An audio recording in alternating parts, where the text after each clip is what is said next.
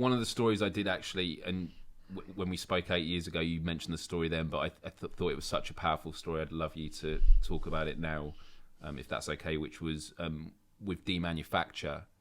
You were telling a story about Replica.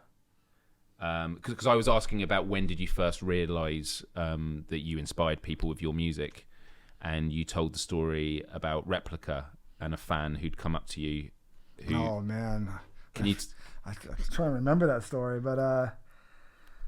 Because for me, this is like a perfect example of how music is an empathy machine as well. Because I'm trying to remember the story myself. It was I think it was in Dallas. Yeah, it was in Texas. Yeah, a young man came up to me. A young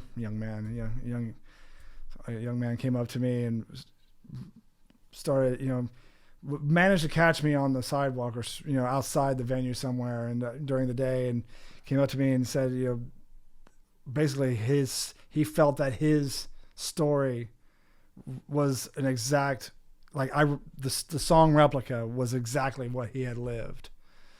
And that because I had written about it, acknowledged that it made him valid as a person. He's like, yes, you understand it. You helped me get through this.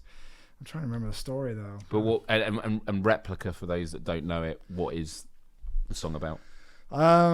Being conceived through rape, and being being considered invalid as that. Not growing through love whatsoever. Not ever wanted. Just always, because always being a victim of hate. Ever since inception. And so this guy opened up and said, "I was that person." And it was really intense. I remember that. I almost didn't know what to make of it. Yeah, I was going to say, and especially if it's just on a sidewalk, and it was, you have thousands of conversations with people all the time, and sometimes it's just, "Hey, I liked your music," on the one hand, and then on the, it's just sort of a surface level, acknowledgement. I gave him a voice, and it made him realize that he wasn't alone.